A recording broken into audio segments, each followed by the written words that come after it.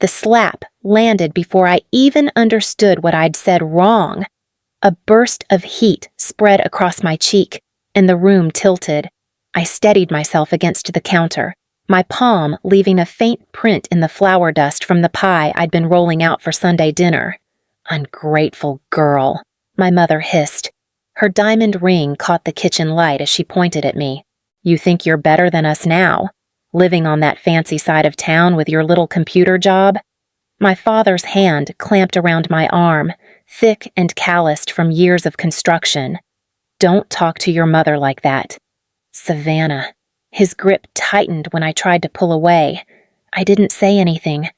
I said, voice shaking more from disbelief than fear, "You came here yelling at me in my own house because you ignore your family." My mother said. Her perfume, all roses and resentment, filled the air between us. "Bree needs help with rent. You've got more money than she does. That's what family does. We help. Family doesn't break down someone's door." I shot back. "You could have called." Her laugh came sharp and bitter. "Called. So you could send another text full of excuses." She glanced toward my father. "You raised her too soft." "Doug." He shoved me back when I tried to free my arm. My hip hit the edge of the counter. Pain flared down my side. "Stop!" The voice came from the doorway.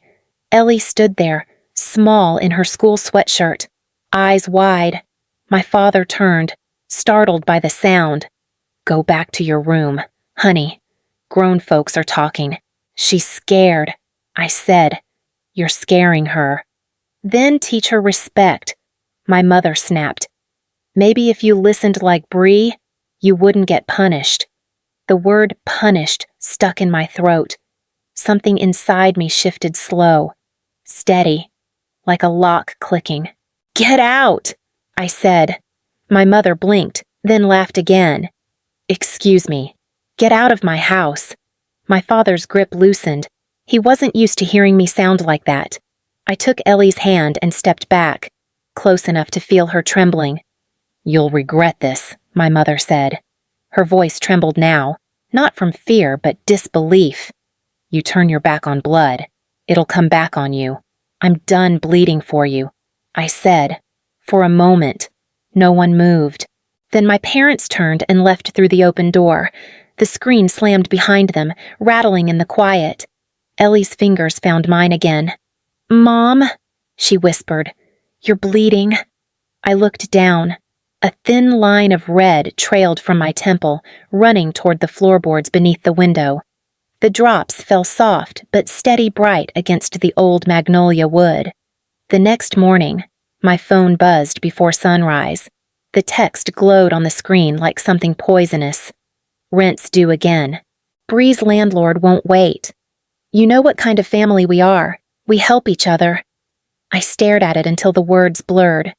The bruises on my arm had deepened overnight, purple blooming beneath the skin like something growing roots. Ellie slept beside me, her small hand resting on my wrist. I turned off the phone before she could wake. By mid-morning, there was pounding at the door. Not knocking pounding. The same rhythm my mother used when she wanted to remind me who really owned my peace. When I opened it, she was already shouting, "You think ignoring us will make it go away?" Behind her, my father leaned against the porch rail, arms crossed, his face set in that familiar look of righteousness. "I told you last week," I said quietly. "I can't pay Bree's rent this month."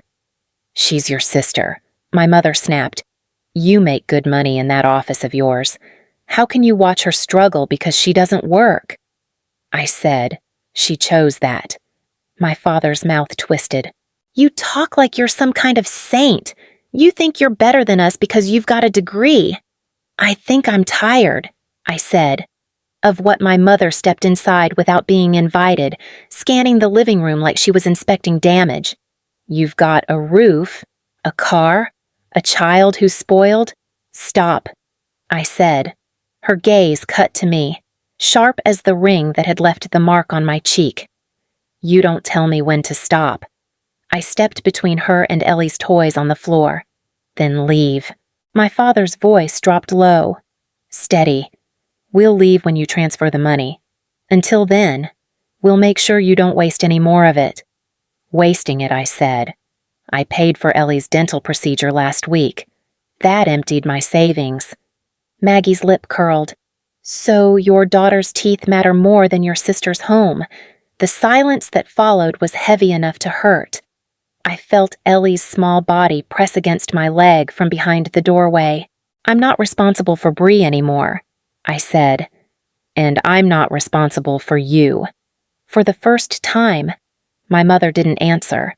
Her eyes flickered with something I hadn't seen before, fear or disbelief. I couldn't tell. Then she turned and walked out, her perfume lingering like smoke after a fire. That night, the air felt thick, the kind that clings to skin and memory. I sat on the edge of my bed, holding a damp cloth to my temple. The bruise throbbed in rhythm with the slow whir of the ceiling fan above us. Its blades turned the same way they always had, steady. Endless, unchanging. Ellie curled against my side, her voice small. Mom, are Grandma and Grandpa mad at you? I brushed her hair back, careful not to let her see my hand tremble. They're upset. Honey, sometimes people get angry when they can't control things anymore. She thought about that, then whispered, Did you do something wrong? Her words landed like pebbles dropped into deep water. No, I said softly. I just stopped doing everything they asked. She was quiet for a long time. The fan clicked once, the sound sharp in the stillness. When I was your age, I said. Grandma used to tell me the same thing, that I made her angry, that I didn't listen. What did you do? I tried to be good. I said. It never worked. Ellie lifted her head. Will they come back? I looked toward the locked door, the faint outline of the dresser I'd pushed against it earlier. They might try. I said, but they won't get in. Her fingers found mine. I don't like when they yell. I don't either. I said, that's why it stops now. She studied me, as if testing whether I meant it. You promise I promise. She nodded. Satisfied in that way children can be when they believe words still have power, she drifted to sleep soon after, her breathing steady against my arm. I lay awake long after, staring at the fan. Its shadow circled the ceiling like a memory that refused to die. I thought of my mother's voice, always wrapped in righteousness. We raised you. We made you. You owe us. The words had followed me through every job interview, every loan payment, every quiet success I wasn't allowed to celebrate. I reached up, turned off the fan. The silence that followed felt final, like a door closing. Ellie murmured in her sleep. It's okay now. I believed her. For the first time, I let myself believe her. By morning, the swelling around my eye had darkened to deep plum. I stood in front of the mirror and practiced keeping my face still. The trick wasn't hiding the bruise, it was hiding the story behind it. Ellie watched from the doorway, holding her backpack. Do you have to go to work today? Not work, I said. Just some errands. Are they coming back? I bent down, zipped her bag, and kissed her forehead. Not anymore. The sunglasses felt heavier than usual as I drove her to school. She hummed quietly in the back seat, a tune she made up. At the curb, she looked up. You look different. Mom, I'm trying something new. I said. It's called boundaries. She grinned, not understanding the word, but liking the sound. When she disappeared through the school gates, I turned the car toward downtown Charleston. The courthouse sat behind rows of magnolia trees, the kind that smelled sweet enough to fool you into thinking the world was gentle. Inside, the clerk at the window looked at my paperwork, then at me. You're filing an emergency restraining order. Yes. Against both parents. Yes. She nodded without judgment, stamping each page. The sound was sharp, satisfying. You'll see the magistrate within the hour. In the waiting area, A woman in a denim jacket sat across from me, her face pale and familiar in its quiet exhaustion. When she noticed the bruise, she gave a small nod, not sympathy recognition. The officer who finally called my name spoke softly, like someone used to hearing breaking points. "You did the right thing coming here. Ms. Pierce." I told him what happened. The words came out measured, almost detached. They hurt me in front of my daughter because I refused to pay my sister's rent. He didn't look surprised. "We'll make sure they don't come near you again." After the paperwork was signed, he handed me a copy. "This is temporary. A judge will review it within 10 days. 10 days is enough," I said. When I stepped outside, the light hit hard and clean. For a moment, I just stood there, breathing air that didn't belong to anyone else. My phone buzzed unknown number. I turned it face down and let it ring. Back in the car, I caught my reflection in the rearview mirror. Same woman, same bruise, but something sharper behind the eyes. For once, the silence felt like mine. That evening, the world looked the same, but I didn't. I sat at the kitchen table, papers spread across the wood, the faint smell of lavender oil rising from the candle Ellie had made at school. The restraining order rested beside my laptop, the ink still fresh. I opened my email. A message waited from Janet, my old supervisor at the cybersecurity firm in Charleston.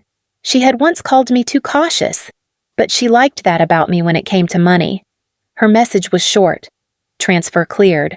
Magnolia Street property still under your LLC name. Tenants 3 months behind." 3 months.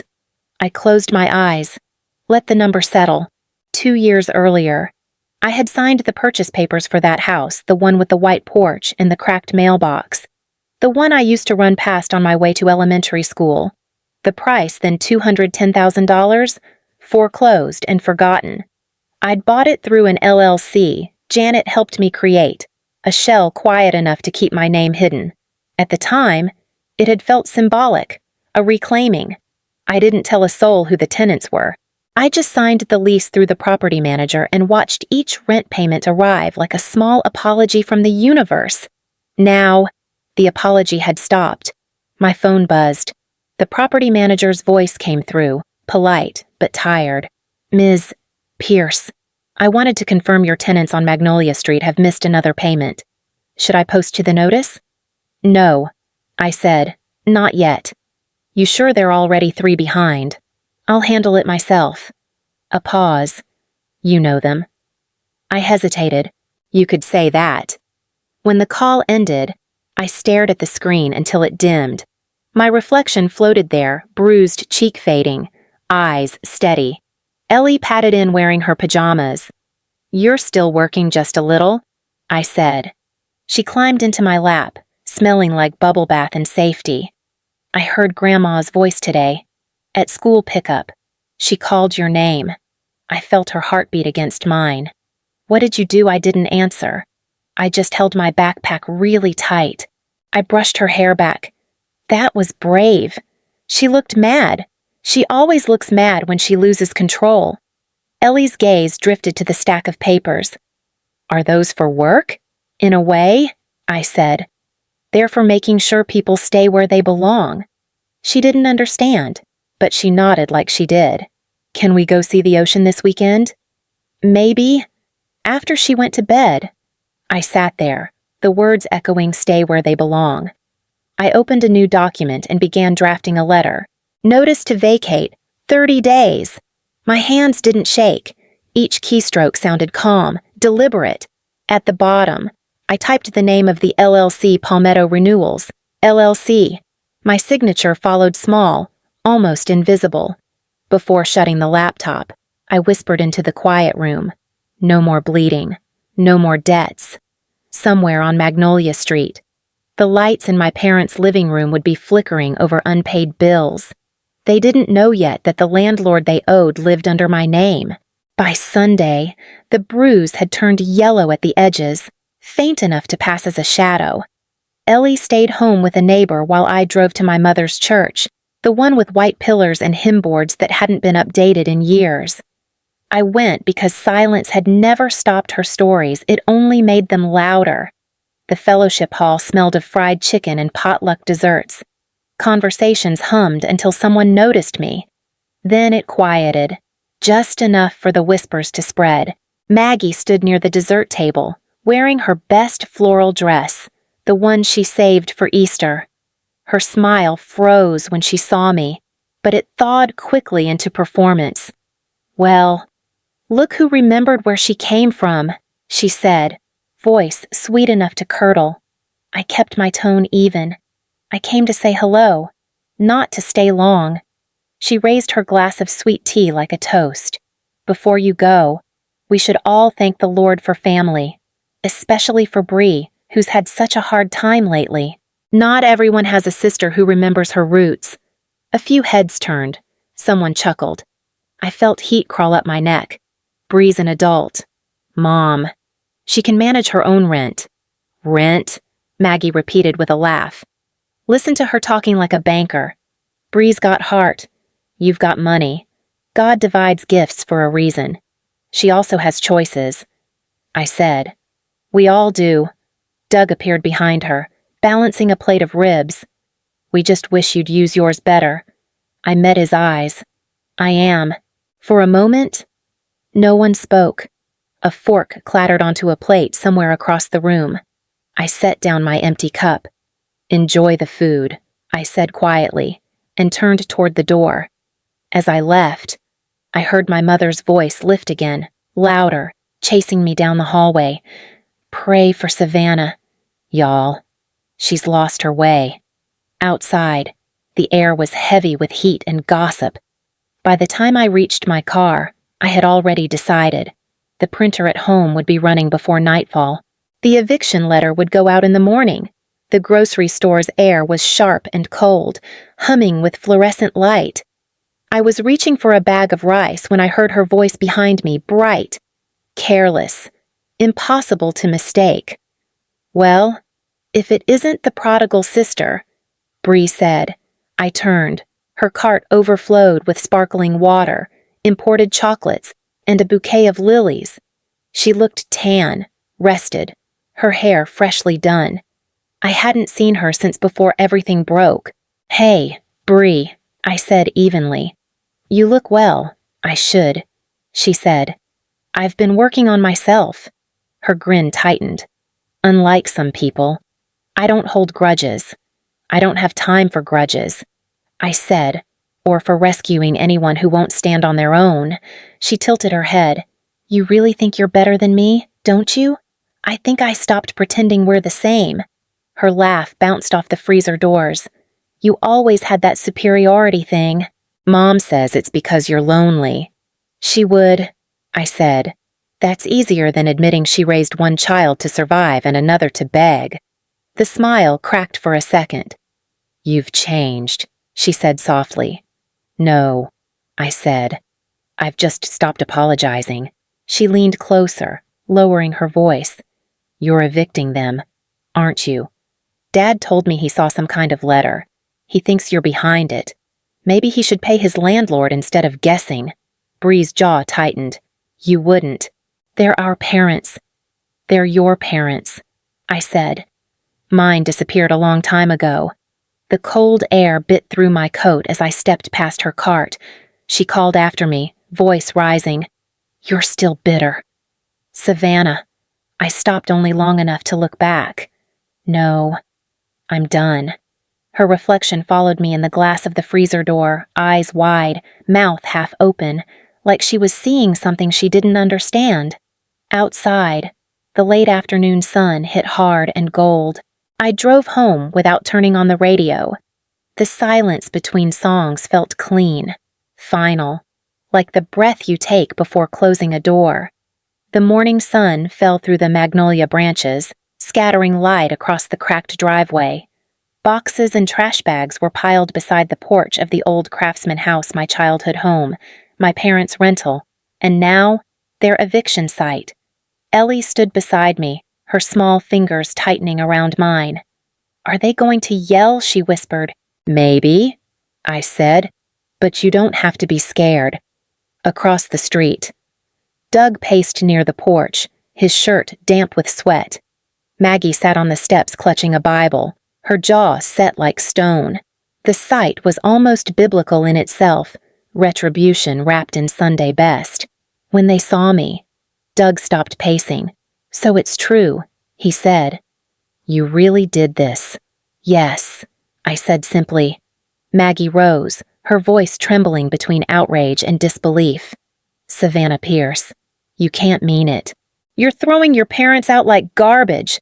I took a few steps forward, keeping my voice calm. "You threw me out years ago. Mom, you just didn't pack my things." Her lips parted, trembling. "You ungrateful, I'm done with that word," I said. "You've used it like a weapon my whole life." Doug moved down the steps, hands clenched. "You think this makes you powerful? You think because you got yourself some little company, you can judge us? I'm not judging." I said, "I'm done participating." He came closer, close enough that I could smell the stale beer on his breath. "You wouldn't have that job, that car, that life without us." I met his eyes. "You mean the one I built while paying your bills and Bree's rent? The one I kept small so you wouldn't feel ashamed?" His voice broke into a growl. "Watch your mouth." Ellie's voice rose from behind me, clear and steady. "Don't touch my mom." Doug froze. The moment stretched thin, the air heavy with things we'd never said. Maggie stepped down, tears bright in her eyes. "We did everything for you. We prayed for you every night. We gave you a home. You gave me rules," I said, and pain, and silence. "You taught me that love had conditions, that I had to earn it by paying for everyone else's comfort. I'm not paying anymore." She stared at me like she didn't recognize what she'd made. "You'll regret this." "I already did," I said. Doug turned away, muttering, "You've become cruel." "No," I said quietly. "I've become free." He spun back toward me, his arm half raised before he stopped himself. I didn't flinch this time. I just looked at him until he dropped it. "Touch me again," I said, "and you'll spend your next prayer behind bars." His jaw tightened, but he didn't move. Ellie stepped forward beside me, her chin lifted. "You lied about love," she said softly. The words fell like glass breaking. Maggie's face crumpled. Doug's shoulders sagged. No one spoke. The cicadas filled the silence. I walked past them, up the steps, and handed the property manager a signed document. "They've had 30 days, I said. He nodded, professional, detached.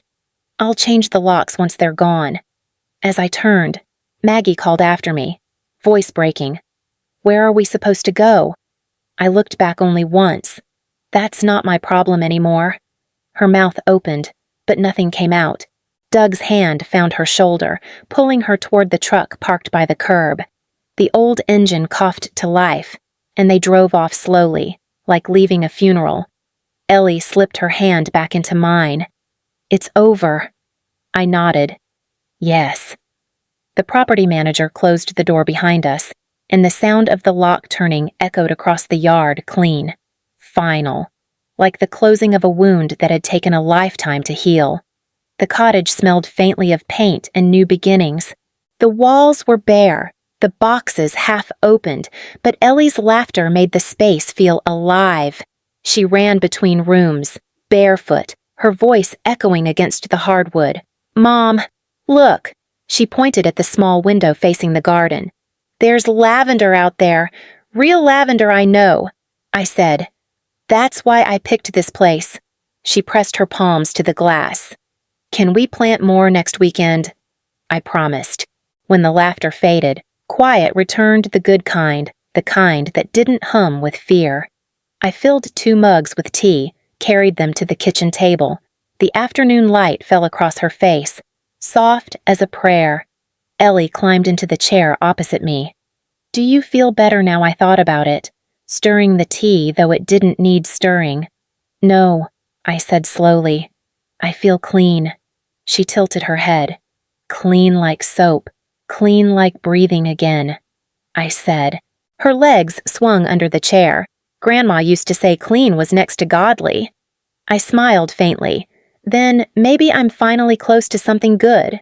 She seemed to accept that. For a while, we just sat there, listening to the distant sound of wind through the lavender bushes. Will they come here? She asked at last. No, I said. They can't. Ellie nodded, satisfied. Can we paint my room pink, pink, and white? I said. Your choice of shade. She grinned. And you get to choose the living room. What color will you pick? I looked at the sunlight crossing the floor. Something quiet? Maybe pale blue. Blue like the ocean. Exactly like that. She smiled, took a sip of her tea, and wrinkled her nose. It's still too hot. I laughed, reaching across the table to blow on her cup. The steam curled between us, soft and fragrant. Outside, the lavender moved in slow rhythm with the breeze, and for the first time in years, the air around us felt gentle enough to keep. A few weeks passed before I heard from anyone again. The message came from my cousin Sarah, a name I hadn't seen on my screen in months. Mom and Dad are renting a room above a closed nail salon in Somerville. Bree's gone to Miami. Nobody's helping them anymore. I read it twice, then pressed delete. The phone went silent in my hand. Ellie was at the kitchen table, painting. Look, Mom, she said, it's us. Two stick figures stood beside a small blue house under a yellow sun. The sky was crowded with lavender strokes. It's beautiful, I said. She studied it for a moment, then added one last detail, a locked door drawn carefully in brown crayon. So no one can come in, she explained. Good idea, I said. She smiled.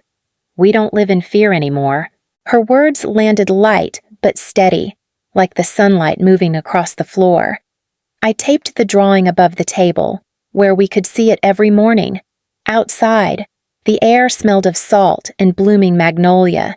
Ellie hummed while she cleaned her brushes.